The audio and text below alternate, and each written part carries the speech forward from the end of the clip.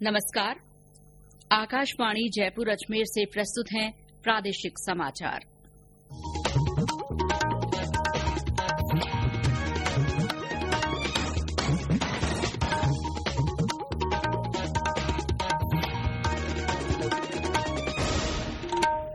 मुख्य समाचार।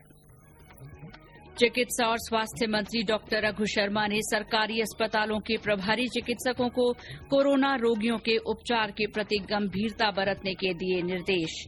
प्रदेश में कोविड-19 से ठीक होने की दर 78% से अधिक हुई। आज 199 नए मामलों की पुष्टि। राज्य में लोगों को कोरोना वायरस संक्रमण के बारे में जागरूक करने के लिए कई जिलों में जागरूकता रथों को रवाना किया गया। लॉकडाउन के दौरान भवन और अन्य निर्माण कार्यों से जुड़े 2 करोड़ मजदूरों को 4,957 करोड़ रुपए की नकद सहायता दी गई।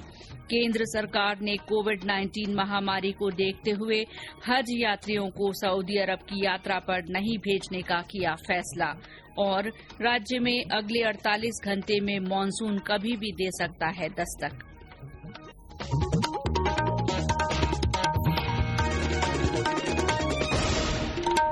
समाचारों के साथ मैं शीला चावला और अब समाचार विस्तार से। चिकित्सा और स्वास्थ्य मंत्री डॉक्टर रघु शर्मा ने सरकारी चिकित्सा संस्थानों के प्रभारी चिकित्सकों को कोरोना रोगियों के उपचार के प्रति गंभीरता बरतने के निर्देश दिए हैं। आज एक बयान में डॉक्टर शर्मा ने कहा कि अधिकांश चिकित्साकर्मी समर्पित भाव से कोरोना के उपचार में लगे हुए हैं, लेकिन उपचार में लापरवाही की शिकायतों की जांच करवाई जाएगी और यदि कोई दोषी पाया गया तो उसके खिलाफ कार्रवाई भी की जाएगी। उन्होंने कहा कि प्रदेश के निजी या सरकारी अस्पताल में उपचार की कमी महसूस होने पर लोग नियंत्रण कक्ष में शिकायत कर सकते हैं, जिसका फोन नंबर 0141-222-5624 है। डॉक्टर शर्मा ने कहा कि सरकार निजी अस्पतालों को मनमानी वसूली की छूट नहीं दे सकती और उन्हें निर्धारित दरों पर कोरोना रोगियों का उपचार करना होगा। राज्य सरकार ने साफ कहा कि महामारी अधिनियम और अन्य जो प्रावधान है कानूनी, उसके तहत भी कार्रवाई हो सकती है। हम अगर कोई इस महामारी के दौर में निजी चिकित्सालय हमको सहयोग नहीं करा और जो निर्धारित दरें हैं उन पे अगर उन्होंने उपचार नहीं किया, मजबूरन हमको उन पर कार्रवाई करनी पड़ेगी। इसके लिए हमने एक टोल फ्री नंबर भी दिया है 0141-222-5624 0141-222-5624। इस पे कोई भी शिकायत कर सकता है। ये अलग बात है कि अगर किसी प्राइवेट हॉस्पिटल वालों को कोई ग्रीवेंस है, उनसे बातचीत करने को हम तैयार हैं। प्रदेश में कोविड-19 के कारण संक्रमित हुए 3,000 से अधिक लोगों का इलाज चल रहा है। स्वास्थ्य विभाग से मिली जानकारी के अनुसार आज राज्य में 199 लोगों में कोरोना संक्रमण की पुष्टि हुई है। इसके बाद अब राज्य में कोरोना संक्रमित लोगों की संख्या 15,431 हो गई है। इनमें से 12,040 लोग इलाज के बाद ठीक हो गए हैं। राज्य में कोविड-19 से ठीक होने की दर अब 78% से अधिक हो गई है। आज जयपुर में कोरोना संक्रमण के सबसे अधिक 89 नए मामले सामने आए हैं। इसके अलावा धौलपुर में 49, भरतपुर में 14, भीलवाड़ा और सिरोही में 10-10, अलवर में 7, बाड़मेर में 6, झुंझुनू में 4, झालावाड़ और अजमेर में 3-3, कोटा में 2 और दौसा में 1 व्यक्ति में कोरोना संक्रमण की पुष्टि हुई है। हमारे धौलपुर संवाददाता ने बताया कि जिले में एकाएक कोविड संक्रमण के इतने अधिक मामले सामने आने के बाद जिला प्रशासन और सख्त हो गया है।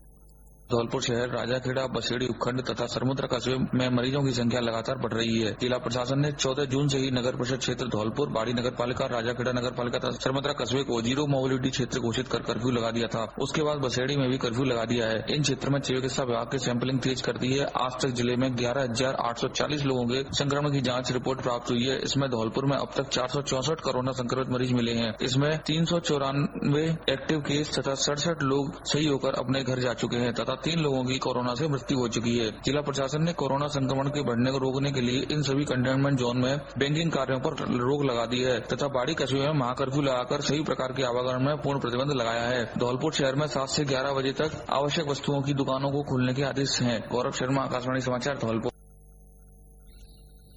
प्रदेश में आम लोगों में कोरोना वायरस संक्रमण के बारे में जागरूकता लाने के लिए चलाए जा रहे विशेष अभियान के तहत कई जिलों में जागरूकता रथ रवाना किए गए। प्रतापगढ़ में प्रभारी मंत्री भजन लाल जाटव ने पोस्टर का विमोचन किया और जागरूकता रथ को हरी झंडी दिखाई। बाड़मेर में प्रभारी मंत्री डॉ बीडी कल्ला ने कोरोना जागरूकता अभियान विधिवत रूप से शुरू किया। बांसवाड़ा जिले की आंबापुरा ग्राम पंचायत में कोरोना वायरस संक्रमण से बचाव की संबंध में जानकारी के लिए एक बैठक आयोजित की गई। इस बैठक में आंगनबाड़ी कार्यकर्ताओं, आशा सहयोगिनियों और सरपंच के अलावा आम लोगों ने भाग लिया। भरतपुर के संग्रहालय में लोक कलाकारों द्वारा सांस्कृतिक प्रस्तुतियां दी गई। कलाकारों ने कृष्ण भक्ति से ओत-प्रोत गीतों और नुक्कड़ नाटक के माध्यम से कोविड-19 से बचाव के लिए सैनिटाइजर का उपयोग करने, घर से निकलते समय मास्क लगाने और सोशल डिस्टेंसिंग की पालना करने की अपील की। झालावाड़ में जागरूकता रथ के माध्यम से अकलेरा और मनोहर थाना क्षेत्र में हिन्दी और स्थानीय भाषा में लोकगीत के माध्यम से आमजन को जागरूक किया गया। बारां में भी जिला स्तरीय जागरूकता कार्यक्रम संपन्न हुआ। ये समाचार आकाशवाणी जयपुर अजमेर से प्रसारित किए जा रहे हैं। समाचार आप न्यूज ऑन एआईआर ऐप पर भी सुन सकते हैं। कोविड-19 महामारी और लॉकडाउन के दौरान भवन तथा अन्य निर्माण कार्यों से जुड़े 2 करोड़ मजदूरों ने 4,957 करोड़ रुपए की नकद सहायता प्राप्त की है। श्रम और रोजगार मंत्रालय के बयान में कहा गया है कि प्रत्यक्ष लाभ अंतरण डीबीटी के जरिए मजदूरों के बैंक खाते में 1 करोड़ 75 लाख रुपए के लेन देन किए गए। लॉकडाउन के दौरान मजदूरों के खाते में 1 से 6,000 रुपए नकद भेजे गए। कुछ राज्यों ने मजदूरों को भोजन और राशन भी उपलब्ध कराया है।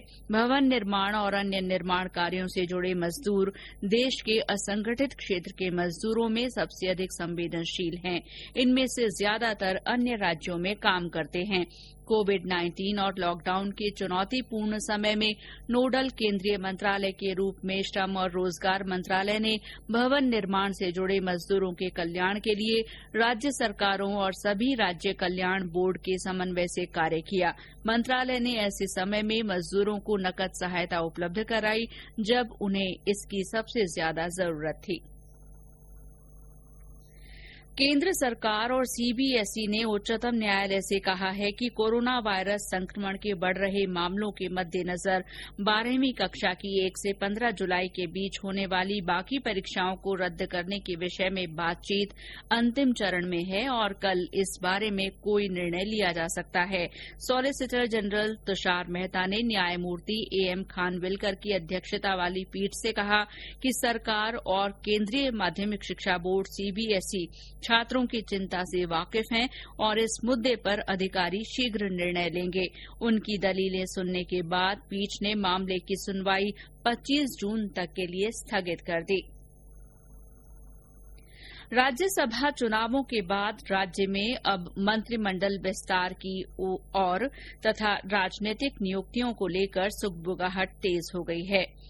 उप मुख्यमंत्री प्रदेश कांग्रेस अध्यक्ष सचिन पायलट ने आज प्रदेश कांग्रेस कार्यालय में पत्रकारों से बातचीत में कहा कि जो लोग पार्टी को सत्ता में लाए हैं उनका मान सम्मान होना चाहिए। श्री पायलट ने कहा कि कोऑर्डिनेशन कमेटी के माध्यम से फेरबदल या राजनीतिक नियुक्तियों के संबंध में निर्णय किया जाएगा। एक बनाई है कोऑर्डिनेशन कमेटी। उस कोऑर्डिनेशन कमेटी के माध्यम से तमाम नियुक्तियां भी होंगी, जिनको जो जिम्मेदारी देनी है उसका काम भी होगा और प्रदेश में जो राजनीतिक गतिविधियां हैं इसको सरकार संगठन मिलकर आगे गति देगी, उसका पूरा संचालन करने के लिए ये बनाई इसलिए कोऑर्डिनेशन कमेटी। इसमें सत्ता के लोग भी हों, सरकार के लोग भी हों और मिलकर जो प्रदेश की जनता के हित में सबसे उचित कदम है उसको हम लोग उठाएं, चाहे नियुक्तियां हो, चाहे फेरबदल हो, वो सब निर्णय कोऑर्डिनेशन कमेटी के माध्यम से लिए जाएंगे और बहुत जल्द मैं समझता हूं इस मीटिंग को हम बुलाकर आगे कदम उठाना। उपराष्ट्रपति, प्रधानमंत्री और गृह मंत्री ने आज भारतीय जनसंघ के संस्थापक और शिक्षाविद डॉक्टर श्यामा प्रसाद मुखर्जी की पुण्यतिथि पर उन्हें श्रद्धांजलि अर्पित की। श्री नायडू ने एक ट्वीट में कहा कि डॉक्टर मुखर्जी भारत के होनहार सपूत और निष्ठावान राष्ट्रवादी थे।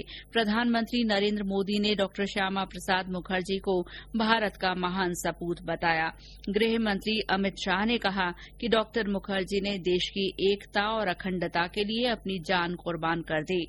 सूचना और प्रसारण मंत्री प्रकाश जावड़ेकर ने भी डॉक्टर मुखर्जी को श्रद्धांजलि अर्पित की। प्रदेश में भी डॉक्टर श्यामा प्रसाद मुखर्जी को विभिन्न कार्यक्रमों के माध्यम से याद किया गया। बांसवाड़ा जिले में ब्लॉक स्तर पर सोशल डिस्टेंसिंग का ध्यान रखते हुए डॉक्टर श्यामा प्रसाद मुखर्जी को श्रद्धांजलि दी गई। बूंदी में आज भाजपा कार्यालय में इसी सिलसिले में श्रद्धांजलि कार्यक्रम संपन्न हुआ।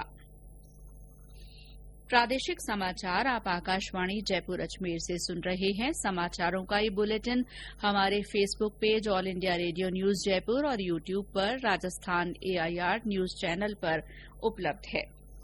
सरकार ने फैसला किया है कि कोरोना महामारी के कारण इस साल भारत से हज यात्री सऊदी अरब की यात्रा पर नहीं जाएंगे। अल्पसंख्यक मामलों के मंत्री मुख्तार अब्बास नकवी ने बताया कि सऊदी अरब के हज और उमरा मंत्री डॉक्टर मोहम्मद सालेह बिन ताहिर बेंतन ने उन्हें फोन पर इस साल हज यात्रियों को सऊदी अरब नहीं भेजने का सुझाव दिया है। श्री नकवी ने कहा कि हज के लिए कुल 2,13,000 आवेदन प्राप्त हुए थे। उन्होंने कहा कि आवेदकों को बिना किसी कटौती के पूरी रकम वापस करने की प्रक्रिया शुरू कर दी गई है। ये धनराशि ऑनलाइन DPT के माध्यम से आवेदकों के बैंक खातों में भेज दी जाएगी। देश में गवर्नमेंट ई-मार्केट प्लेस GEM पर सभी नए उत्पादों का पंजीकरण करवाते समय उनके मूल देश का नाम प्रविष्ट करना अनिवार्य कर दिया गया है। GEM पर यह नई सुविधा शुरू होने से पहले अपने उत्पाद अपलोड कर चुके विक्रेताओं को नियमित रूप से याद दिलाया जा रहा है कि वे संबंधित उत्पाद के मूल देश का नाम दर्ज कराएं। सूचना अपडेट कराने में नाकाम विक्रेता के उत्पाद GEM से हटाए जाएंगे। ये कदम मेक इन इंडिया और आत्मनिर्भर भारत पहल को प्रोत्साहन देने के लिए उठाया गया है। जालौर जिले के सांचौर में स्मृति वन और पार्क के रूप में विकसित करने के उद्देश्य से नर्मदा नहर परियोजना कॉलोनी की 5 हेक्टेयर से ज्यादा अनुपयोगी भूमि वन विभाग को हस्तांतरित की जाएगी। मुख्यमंत्री अशोक गहलोत ने आज ये निर्णय किया है। इस निर्णय से अनुपयोगी भूमि का सदुपयोग हो सकेगा। और अब मौसम। राज्य में अगले 48 घंटे में मानसून कभी भी दस्तक दे सकता है। मौसम विभाग के क्षेत्रीय निदेशक शिव गणेश ने आकाशवाणी को बताया कि मानसून गुजरात में सक्रिय है और तेजी से आगे बढ़ रहा है। उन्होंने कहा कि कोटा और उदयपुर संभाग के कुछ स्थानों पर आज और कल तेज बारिश हो सकती है। मानसून की अगले 48 घंटे में राजस्थान में प्रवेश करने की पूरी संभावना है, जिसमें वो 24 घंटे में भी कर सकता है, 36 घंटे में भी कर सकता है या 48 घंटे के अंदर। अभी की कंडीशन ये बनी हुई है। तो अभी जो 22 तारीख से कल से जो मानसून थोड़ा एक्टिव हुआ है और आज वो थोड़ा सा आगे बढ़ा है और बढ़ने के बाद में जो उसकी लिमिट है अभी जो वो अहमदाबाद, शाहपुर, शाहजपुर और फतेहपुर और रुद्रप्रयाग से गुजर रहा है और राजस्थान के भी कुछ हिस्सों में वो प्रवेश करेगा। तो ये अभी संभावना है। और जहाँ तक ये जो आज और कल के वेदर के बारे में तो उसका कंडीशन अभी आपकी तरह से है कि जो थंडर एक्टिविटी है या कोई थोड़ा सा जो कंडीशन है वो अभी बरकरार रहेंगे ईस्ट राजस्थान में भी और पश्चिमी राजस्थान में भी, पश्चिमी राजस्थान के उत्तरी हिस्से में और पूर्वी राजस्थान के भी। लेकिन कहीं कहीं जो कोटा डिवीजन, जो उदयपुर डिवीजन है, उनके कुछ जिलों में 1-2 जगह पर भारी वर्षा भी होने की संभावना बन रही है। तो ये आज और कल के लिए मतलब वेदर की कंडीशन है।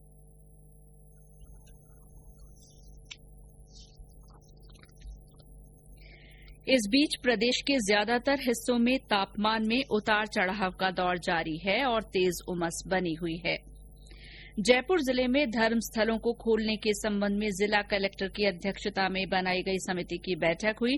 बैठक के बाद मुख्य सचेतक डॉ महेश जोशी ने मीडिया को बताया कि आज सभी धर्मों के धर्मगुरुओं ने अपनी राय खुले मन से रखी है। समिति अपने प्रस्ताव राज्य सरकार को भेजेगी और इस बारे में सरकार द्वारा जल्द ही उचित निर्णय किया जाएगा।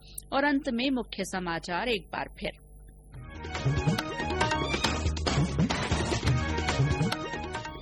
चिकित्सा और स्वास्थ्य मंत्री डॉ रघु शर्मा ने सरकारी अस्पतालों के प्रभारी चिकित्सकों को कोरोना रोगियों के उपचार के प्रति गंभीरता बरतने के निर्देश दिए हैं। प्रदेश में कोविड-19 से ठीक होने की दर बढ़कर 78% से अधिक हो गई है।